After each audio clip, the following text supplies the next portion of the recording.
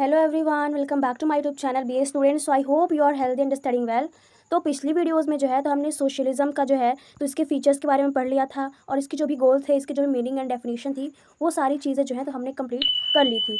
आज जो है तो हम पढ़ेंगे उसी के आगे उसके टाइप्स ऑफ सोशलिज्म के बारे में पढ़ेंगे, उसके इतने टाइप्स हैं और साथ ही साथ उसके नेचर और तो और उसकी उसकी जो है तो क्रिटिसिज्म पढ़ेंगे, मतलब आलोचनाएँ भी पढ़ेंगे। तो सबसे पहले टाइप्स ऑफ सोशलिज्म की अगर हम बात करें तो समाजवाद के प्रकार, इसको आज पढ़ना है। तो चलिए स्टार्ट करते हैं बिना टाइम वेस्ट किए हुए। सो टाइप्स ऑफ सोशलिज्म, समाजवाद के प्रकार। Socialism did not exist in just one form. समाजवाद केवल एक ही रूप में जो है तो फॉर्म नहीं है, मतलब विद्यमान नहीं था। Rather it took on many different forms, each with its own thinking and approach depending on the times and circumstances. तो कहा गया है कि समाजवाद जो है तो केवल एक ही रूप में विद्यमान नहीं था, बल्कि इसने जो है तो बहुत ही अलग अलग रूप में जो है तो ये अपने आप को धारण किया हुआ था, जिनमें से इसकी जो है तो समय और परिस्थितियों के अनुसार जो है तो ये अपनी सोच को, अपने दृष्टिकोण को जो तो बदलता रहा है। इसीलिए एक फॉर्म में कभी नहीं था, ये डिपेंड करता था इसके टाइम पे और इसके सर्कमस्टेंसेस पे। सो टाइप्स ऑफ सोशलिज्म की अगर हम बात करें, समाजवाद के प्रकार का जो पहला प्रकार है हमारा, वो है डेमोक्रेटिक सोशलिज्म। डेमोक्रेटिक मतलब लोकतांत्रिक समाजवाद। This socialism is based on democracy. ये समाजवाद जो है तो लोकतंत्र पर आधारित है, ठीक है। It is combination of socialism and socialism. मतलब ये कॉम्बिनेशन बना है, समाजवाद जो है वो इसका मिश्रण है। और इसका ये मानना था कि it posited that ordinary people should control the means of production but political power should rest in the hands of democratically elected representatives. तो बताया क्या यहाँ पे कि इसका ये मानना था कि जो उत्पादन के जो साधन है, जो भी प्रोडक्शन हो रहा है, उसका जो रिसोर्सेस हैं, वो आम लोगों का नियंत्रण होना चाहिए उसमें, है ना। डेमोक्रेटिक समाजवाद में आम लोगों का नियंत्रण होना चाहिए, लेकिन राजनीतिक सत्ता, अगर हम बात करें डेमोक्रेटिक सोशलिज्म है ये, तो राजनीतिक सत्ता लोकतांत्रिक रूप से जो है तो जो चुने गए प्रतिनिधि हैं, है ना, उनके हाथों में होनी चाहिए। यहाँ पे ये बताया गया कि वो जो प्रतिनिधि चुने गए हैं तो उनके हाथों में ये होनी चाहिए।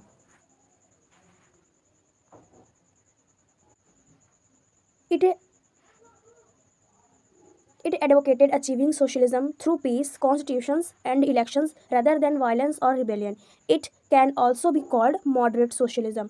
तो ये बताया गया है यहाँ पे कि इसमें जो है तो हिंसा या विद्रोह के बजाय जो है तो शांति रहेगी और संविधान और चुनावों के जो माध्यम से जो है तो समाजवाद की जो है तो एक अच्छी मतलब वकालत रहेगी। Advocated achieving socialism through peace. इसके द्वारा क्या है, हमें शांति, कॉन्स्टिट्यूशन संविधान है, इलेक्शन के दौरान जो तो सारी चीज़ें हमें शांति के साथ मिलेगी। इसी को हम क्या कहते हैं, मॉडरेट सोशलिज्म कहते हैं, ठीक है। यहाँ पे बताया गया है कि इसे मॉडरेट मतलब उदारवादी समाजवाद भी इसे हम कह सकते हैं। फिर यहाँ पे आगे बताया गया कि which rather than seeking to eradicate capitalism completely seeks to reform it and make it more just. So यहाँ पे फिर बताया गया कि जो पूंजीवाद है उसको पूरी तरह से खत्म करने के बजाय, जो पूंजीवाद हमने बताया था ऑनर और उनके बीच जो लेबर थे, तो वो इन्हें कैपिटलिज्म कहा जाता है, क्योंकि ऑन जो एक तरह से कहा जाए तो जो एक लेबर थे वो एक गरीब कैटेगरी में आते थे, या फिर बोला जाए तो लेबर थे जिनके साथ जो है तो एक तरह से जस्टिस सही तरीके से नहीं हो पाता था। तो यहाँ पे यही बताया गया ऑनर और जस्टिस का कैपिटलिज्म में। और तो और ये बताया गया कि इसको तो हम पूरी तरह से ख़त्म नहीं कर सकते, इनके बीच जो डिफरेंसेस है इन्हें हम पूरी तरह से ख़त्म तो नहीं कर सकते हैं, लेकिन हम जो है तो इसको पूरी तरह से सुधारने और उसे एक अधिक न्याय संगत बनाने का हम एक तरह से प्रयास कर सकते हैं, यहाँ पे बताया गया है। फिर जो है तो हमें सेकेंड टाइप्स यहाँ पे देखने को मिलता है। जो सेकेंड टाइप है सोशलिज्म का, वो है anarchist socialism. This form reject state, religion and private property. तो अनार्किस्ट सोशलिज्म मतलब होता है अराजकतावादी समाजवाद। तो इसमें यह है कि जो सरकार और जो केंद्रीय सत्ता है उसके बिना एक समाज की स्थिति होना। तो इसका मतलब ये होता है, तो यहाँ पे लिखा है कि दिस फॉर्म रिजेक्ट स्टेट। ये फॉर्म क्या रिजेक्ट किया, state, religion and private property, ठीक है। It was opposed by Mikhail Bakunin.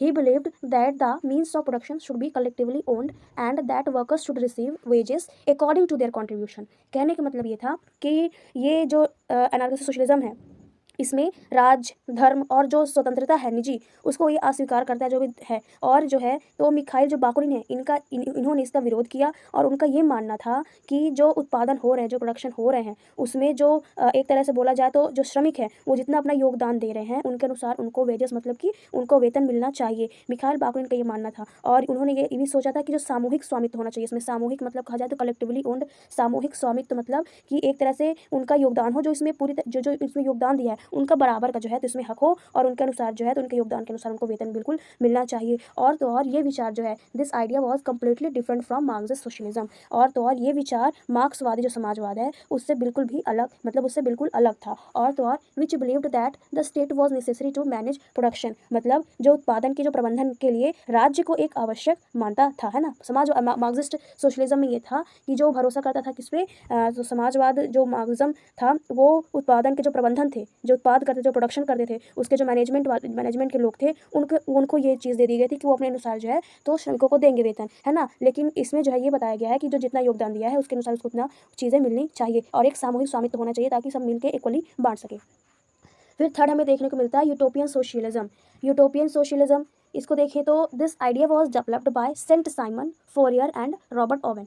तो ये विचार सेंट साइमन का, फोरियर और रॉबर्ट ओवेन द्वारा विकसित किया गया है। It originated from thinkers like these. It believed that people should voluntarily come together to establish society।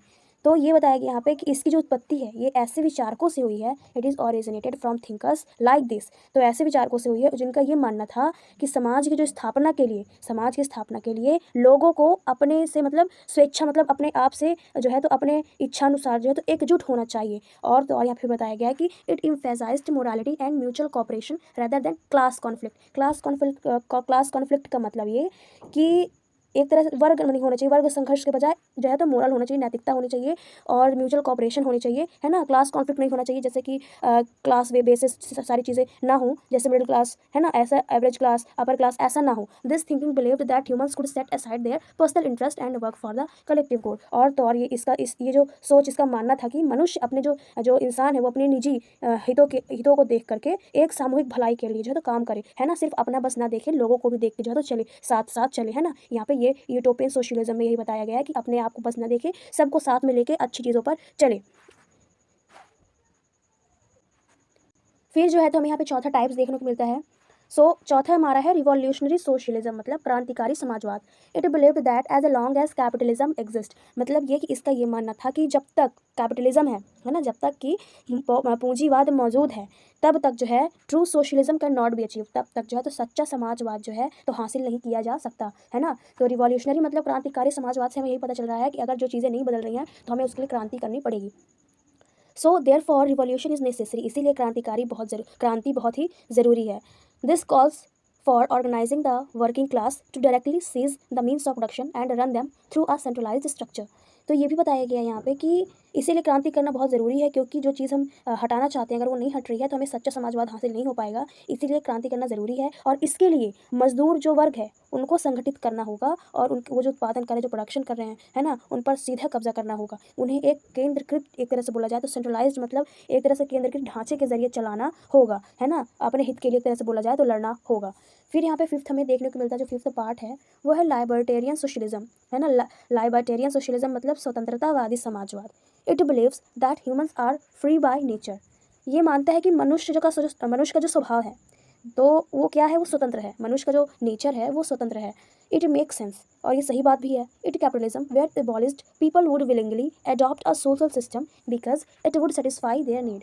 तो अगर पूंजीवाद को ख़त्म कर दिया जाए, ठीक है, अगर पूंजीवाद को ख़त्म कर दिया जाए तो लोग क्या करेंगे, स्वेच्छा से, मतलब अपनी इच्छा से एक सामाजिक व्यवस्था जो है तो बिल्कुल अपनाएंगे। और क्योंकि वहाँ उनकी ज़रूरतों को पूरी करनी होगी तो वो एक तरह से जो है तो मिल के रहेंगे, अपनी स्वेच्छा से रहेंगे और एक सामाजिक व्यवस्था को देखते हुए जो है तो कार्य करेंगे, है ना। अगर कैपिटलिज्म को ख़त्म कर दिया जाए, जो भी उनमें डिफरेंसेस थी ऑनर में और श्रमिकों के बीच, है ना, तो ये सारी चीज़ें हमें यहाँ पे देखने को मिलती हैं। फिर जो है तो हमें यहाँ पे छठवां जो है तो टाइप्स देखने को मिलता है। जो सिक्स टाइप है हमारा वो है मार्केट सोशलिज्म, मतलब बाजार समाजवाद। अब ये क्या है, तो in this system workers control production. तो ये एक ऐसी व्यवस्था है जहाँ जो श्रमिक हैं वो जो प्रोडक्शन करते हैं, उत्पादन करते हैं, वो उन सारी चीज़ों को नियंत्रित करते हैं। They decide how to distribute the output, और ये तय करते हैं कि जो उत्पादन हो रहा है उसका जो वितरण है ना, जो भी डिस्ट्रीब्यूशन है वो कैसे किया जाए। However distribution occur through a market system. This is a blend of both socialism and the market. मतलब कहने का कि हालांकि जो वितरण है, जो भी डिस्ट्रीब्यूशन होगा, है ना, डिस्ट्रीब्यूशन जो होगा वो बाजार व्यवस्था में होगा जी, जो मार्केट सिस्टम बताया गया है उसके थ्रू ही जो है तो डिस्ट्रीब्यूशन होगा। और this is blend of both socialism and the market. And तो यहाँ पे बताया गया कि जो समाजवाद है और बाजार दोनों का एक तरह से ये मिक्सचर हमें देखने को मिलता है। ये जो भी सोशलिज्म है, जो समाजवाद है, और जो मार्केट है, मार्केट में मतलब ये कि जो चीज़ें प्रोडक्शन की जा रही हैं उसको कैसे डिस्ट्रीब्यूट करना है ना, ये सारी चीज़ें कौन देखेगा? तो जो श्रमिक है वो देखेंगे, जो वर्कर्स हैं वो देखेंगे, क्योंकि वही कंट्रोल करते हैं। तो ये इन्हीं का जो है तो मिक्सचर देखने को मिलता है सोशलिज्म और मार्केट का, तो मार्केट सोशलिज्म हो गया। तो 7 जो हमें टाइप्स देखने को मिलता है वो ग्रीन सोशलिज्म है, हरित समाजवाद। तो ये क्या है? So this form emphasized protecting the environment and resources. ये जो बताया गया है ये कैसा फॉर्म है? तो ये पर्यावरण का जो हमारा इन्वायरमेंट है और जो भी रिसोर्सेज हैं, है ना, उन सारी चीज़ों को सुरक्षा पर जोर देता है। ग्रीन सोशलिज्म में ये अगर हम पॉलिटिकल साइंस से ग्रीन सोशलिज्म में ये बात करें या समाजवाद के रूप में, तो इसका ये मतलब था कि जो भी हमारा इन्वायरमेंट है, जो रिसोर्सेज हैं, इन दोनों को जो है तो पूरी तरह से जो संसाधन है उनकी सुरक्षा पर जोर देता है। और it includes public ownership of large industries, promotion of public transportation and local production and ensuring that every one basic need are met. तो ये भी बताया गया यहाँ पे कि जो भी चीज़ें हमें देखने को मिलती हैं जिसमें इसमें बड़े बड़े उद्योग हैं, है ना, और जो सार्वजनिक एक तरह पब्लिक ऑनरशिप है, मतलब कि सार्वजनिक जो भी इनका वो बोला जाए तो इंडस्ट्रीज़ हैं, प्रमोशन ऑफ पब्लिक मतलब और जो भी चीज़ें यहाँ पे पब्लिक के लिए दी जा रही हैं उनको बढ़ावा देना, और ये तय करना कि जो भी सारी चीज़ें शामिल हैं उन सभी को एक बुनियादी ज़रूरतों की पूरी हो, जो भी पब्लिक की मतलब बोला जाए तो नीड्स है वो जो है तो जो बेसिक नीड होती है तो वो पूरी हो, और जो प्रोडक्शन हो रहे हैं वो किसके लिए हो रहे हैं? जैसे सार्वजनिक चीज़ों के लिए तो हो रहे हैं, चाहे कुछ भी हो, तो ट्रांसपोर्टेशन हो या लोकल प्रोडक्शन, ये सारी चीज़ें जो है पब्लिक के लिए हो रही हैं। तो इनके साथ साथ जो है तो प्रोडक्शन जो हो रहे हैं, जो रिसोर्सेज हैं, जो इन्वायरमेंट पर्यावरण है, उनको भी जो है तो सुरक्षा, उनके लिए भी सुरक्षा होनी चाहिए। तो ये इसी पर जोर देता है। 8वां टाइप्स हमें देखने को मिलता है क्रिश्चियन सोशलिज्म, ईसाई समाजवाद। अब ये क्या है? So this was a fusion of Christianity and socialism. ये ईसाई धर्म और समाजवाद का एक मिश्रण था। It proponents and combined Jesus teaching of equality and anti injustice with socialism. कहने का मतलब ये कि ये जो है तो इसका जो समर्थक है, इट प्रोपोनेंट्स मतलब इसके जो समर्थकों ने ईसा मसीह की समानता जो है, क्या यहाँ पे मेन क्वालिटी बताई गई है कि combined Jesus teaching of equality and anti injustice with socialism. कहने का मतलब ये कि ईसा मसीह की समानता और जो अन्याय है, विरोधी जो शिक्षाएं हैं, उनको समाजवाद के साथ जोड़ दिया, है ना। इसको ये बताया गया था कि जो समानता है, teaching of equality, anti injustice, तो ये सोशलिज्म में जोड़ दिया गया, समाजवाद में जोड़ दिया गया, और ये 8वां जो टाइप से क्रिश्चियन सोशलिज्म के तौर में हमें पढ़ने को मिल रहा है। फिर जो है तो हमें 9वां टाइप्स देखने को मिलता है साइंटिफिक सोशियोलॉजी, तो वैज्ञानिक समाजवाद। It is based on Marxist thinking. अब ये जो मतलब वैज्ञानिक समाजवाद है, ये मार्क्सवादी सोच पर आधारित है, ठीक है। It is based on Marxist thinking. Socialism was not considered a must have things but rather a historical and scientific imperative that capitalism would gradually disappear and be replaced by socialism. तो समाजवाद को एक बोला जाए तो must have मतलब कि एक अनिवार्य चीज़ नहीं माना गया है, बल्कि ये माना गया है कि ये ऐतिहासिक और जो वैज्ञानिक हैं, है ना, हिस्टोरिकल एंड साइंटिफिक जो भी चीज़ें हैं, वो पूंजीवाद धीरे धीरे जो है तो बोला जाए तो डिसअपियर हो रही है, और उसके जगह पे जो है तो सोशलिज्म आ रहा है। इसका लेगा मतलब ये लोग यही इनका थिंकिंग है कि जो पूंजीवाद, जो कैपिटलिज्म है, वो धीरे धीरे डिसअपियर हो जाए और उसकी जगह पे जो है तो सोशलिज्म आ जाए। तो यहाँ पे यही बताया गया। 10वां जो टाइप्स हमें देखने को मिलता है वो है रेडिकल सोशलिज्म, है ना। रेडिकल सोशलिज्म में जो है तो उग्र समाजवादी से हम कहते हैं। This was the most extreme form, this was the बोला गया है कि ये बहुत ज़्यादा एक्सट्रीम फॉर्म है, ये सबसे चरम रूप था। विच एम्ड टू इंड कैपिटलिज्म, जो कैपिटलिज्म को ख़त्म करना था, जो उद्देश्य था कि पूंजीवाद को पूरी तरह से ख़त्म करना है। तो ये बहुत ही बोला जाए तो इसका जो रूप है वो बहुत ही सही था उस टाइम पे, ताकि कैपिटलिज्म ख़त्म हो जाए। तो इसका जो उद्देश्य था वो राज्य को पूरी तरह से बोला जाए तो this aim was to completely destroy the state and establish socialism as separate and powerful system. तो इसका उद्देश्य राज्य को पूरी तरह से नष्ट करना और समाजवाद को एक अलग और शक्तिशाली जो बोला जाए तो सिस्टम है, मतलब व्यवस्था के रूप में स्थापित करना था। इसका जो उद्देश्य यही था रेडिकल सोशलिज्म का, कि जो कैपिटलिज्म है उसको पूरी तरह से ख़त्म कर दिया जाए और सोशलिज्म जो है इसके जगह पे आ जाए। तो फिर हम आगे देखेंगे क्रिटिसिज्म ऑफ सोशलिज्म, जो समाजवाद है उसकी आलोचना। तो जो सोशलिज्म है, जो समाजवाद है, इसमें बहुत ही अच्छी चीज़ें बताई गई थी। समाजवाद ने जो है तो बहुत सारे लोगों को जो है तो अपनी तरफ आकर्षित किया, क्योंकि जो इसमें कैपिटलिज्म को ख़त्म करने की बात आई थी, है ना, जो भी स्पेस थे ऊपर, मतलब बोला जाए इनइक्वालिटी थी, तो मतलब इसको जो है तो पूरी तरह से एक्सप्लेन के साथ बताया। और सोशलिज्म में क्या था कि जो समाजवाद है उसमें जो है तो बहुत सारी चीज़ें जो थी प्रोडक्शन के दौरान की, जो श्रमिक थे उनको जो है तो उनके अनुसार जो है तो उनको जो है तो वेजेस मतलब वेतन नहीं मिल पाता था। तो बहुत सारी चीज़ें थी जिसको ये जो सोशलिज्म, जो समाजवाद है, इसने उजागर किया। लेकिन यहाँ पे ये बताया गया कि but it has also faced numerous criticism. यहाँ पे ये बताया गया लेकिन जो है तो इसे कई आलोचनाओं का भी जो है तो सामना करना पड़ा सोशलिज्म को, समाजवाद को। क्रिटिक्स सेज जो आलोचक थे, है ना, उनका ये कहना था socialism is not easy to practice as it is sound. तो ये कह रहे हैं कि जो समाजवाद का जो पालन करना उतना आसान नहीं है जितना हमें लगता है ना। जो आलोचक थे, तो उनका जो मानना था यही था कि जितना हम सोच रहे हैं वो ऐसा नहीं हो पाएगा, इतना आसान ये नहीं है। तो उन्होंने क्या क्या आलोचनाएं दी हैं, तो सबसे पहले उन्होंने कहा कि increasing burden of the state, तो राज्य का बढ़ता बोझ। जो आलोचक थे उनका कहना था कि increasing burden of the state, जो राज्य है उस पर ये एक तरह से बढ़ता बोझ के समान है, क्योंकि in socialism the state is both economical and political. तो इन्होंने कहा कि समाजवाद में जो है तो आर्थिक राजनीतिक दोनों होता है ना, इसीलिए कहीं ना कहीं ये बर्डन हमारे लिए इंक्रीज हो जाएगा। This means the government will have significant increase in workload. This increased burden could slow down operation and prevent many decision from being implemented properly. तो इसका मतलब ये कि सरकार पर काम का बोझ जो है तो बहुत ज़्यादा बढ़ जाएगा अगर सोशलिज्म आएगा तो और इसे बढ़ते हुए जो है तो बोझ के कारण जो है तो हमारा जो भी बोला जाए तो स्टेट है वो अच्छे से जो है तो नहीं चल पाएगा, और बहुत सारे ऐसे डिसीजन जो है हमें लेना होगा। तो जो आलोचक थे उन्होंने ऐसा कहा कि ये हमारे लिए जो तो बोझ बन जाएगा, जो भी स्टेट जो मतलब बोला जाए तो उनके लिए ये एक तरह से जो है तो गवर्नमेंट के लिए ये बर्डन बन जाएगा।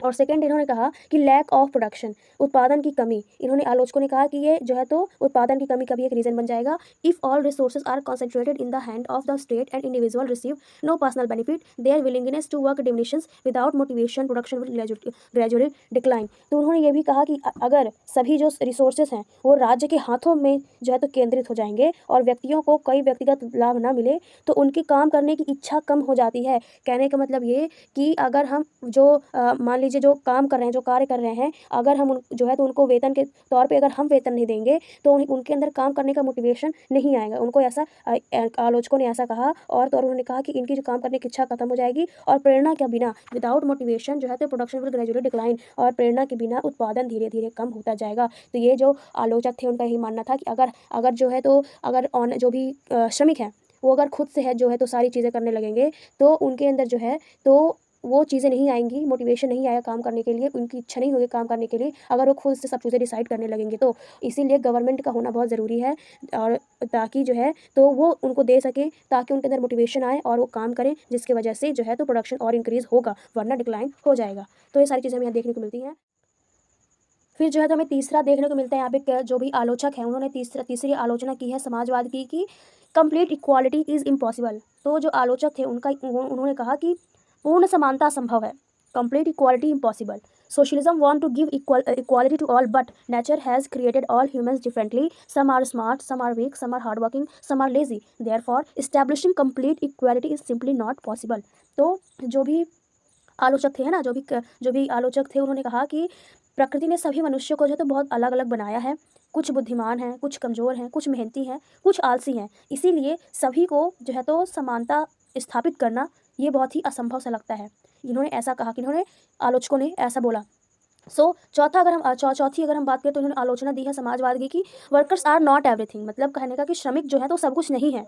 Socialism believe that the main credit for production, समाजवाद का मानना है कि उत्पादन का मुख्य जो श्रेय है, but according to critics not only labour but also capital, land and management contribute to production. लेकिन आलोचकों के अनुसार जो है तो ना केवल श्रम बल्कि पूंजी, भूमि और जो भी मैनेजमेंट काम कर रहे हैं, जो प्रबंधन है, वो जो उत्पादन कर रहे हैं, उनका भी वो भी योगदान देते हैं। तो जो वर्कर्स है, जो श्रमिक है, वही सब कुछ नहीं है। तो कुछ आलोचकों ने ये सारी चीज़ें बोली हैं। और तो और इन्होंने ऐसा कहा कि वर्कर्स जो है तो सब नहीं है। फिर हम आगे देखें, जो फिफ्थ है हमारा, वो इम्पैक्ट ऑन इंडिविजुअल फ्रीडम, मतलब कि व्यक्तिगत स्वतंत्रता पर प्रभाव। जो इंसान की इंडिविजुअल फ्रीडम है उस पर यह प्रभाव डालता है। In a democracy individual freedom is paramount. जो लोकतंत्र में अगर हम बात करें तो व्यक्तिगत स्वतंत्रता सबसे ज़्यादा बोला जाए तो सर्वोपरि है। Granted in socialism the individual become a mayor कॉग in the state machinery, मतलब कहने का कि ये सच है कि समाजवाद में व्यक्ति जो है वो राजतंत्र का एक छोटा सा हिस्सा है। समाजवाद में जो व्यक्ति है वो राजतंत्र का एक छोटा सा हिस्सा मात्र बन जाता है, यानी उसकी जो व्यक्तिगत पहचान है वो दबा दी जाती है ना, that is individual identity suppressed. लेकिन फिर भी जो व्यक्तिगत फ्रीडम होती है वो बहुत ही सर्वोपरि है, ऐसे में बताया गया है। तो इसी पर जो है तो आलोचकों ने कहा कि बहुत ही इम्पैक्ट डालता है इंडिविजुअल फ्रीडम पर। छठवां अगर हम बात करें, ग्रोथ ऑफ ब्यूरोक्रेसी, मतलब कि नौकरशाही का विकास। When the state looks after very work the number of government employees will decrease. तो बताया गया है कि जब राज्य की हर काम देखी होगा ना, जब राज्य की हर काम देख रेख के मुताबिक होगा और सरकारी जो कर्मचारियों की जो संख्या है वो कम हो जाएगी, है ना। यहाँ पे ये बताया गया है कि राज्य की हर काम को अगर हम देखेंगे तो सरकारी जो कर्मचारियों की संख्या कम हो जाएगी। इसका जो महत्व है, the importance will increase significantly which could lead to problems like corruption, delays and indiscipline, मतलब कहने का कि जिसमें भ्रष्टाचार, देरी और अनुशासनहीनता का है जो है, तो हमें ये सारी प्रॉब्लम देखने को मिल जाएगी अगर जो है तो नौकरशाही का अगर विकास हुआ। तो इन्होंने कहा कि जो सरकारी कर्मचारी है अगर उनकी संख्या कम हो जाएगी तो हमें ये सारी चीज़ें देखने को मिल सकती हैं। सातवां अगर हम बात करें, promotion of violence and conflict, मतलब हिंसा और संघर्ष को बढ़ावा देना। तो इन्होंने, आलोचकों ने कहा कि ये किसको प्रमोट करेगा, तो ये वायलेंस को प्रमोट करेगा और कॉन्फ्लिक्ट को बढ़ावा देगा। Socialism often promote class struggle and revolution. Critics believe that this approach increase violence and hostility while reducing the possibility of a peaceful resolution. तो जो आलोचकों को ये लगता था, उनका ये मानना था कि इस दृष्टिकोण से कि हिंसा, जो भी वायलेंस, हिंसा और शत्रुता बढ़ जाएगी। जो ये बोला गया है यहाँ पे कि इसकी वजह से जो है तो शत्रुता बढ़ जाएगी, जबकि हमें शांतिपूर्ण समाधान की संभावना कम हो जाएगी। तो आलोचकों ने ये कहा। तो सोशलिज्म वैसे बहुत ही अच्छी मतलब बोला जाता था, लेकिन आलोचकों ने ये सारी चीज़ें भी बताई कि अगर हम ऐसा करेंगे तो ऐसा होगा। तो यही था हमारा आज। आगे अब हम पढ़ेंगे इसके आगे एनार्किस्ट है ना, एनार्किज्म के बारे में। तो आज के लिए बस इतना ही। So thanks for watching. पढ़ते रहिए, आगे बढ़ते रहिए।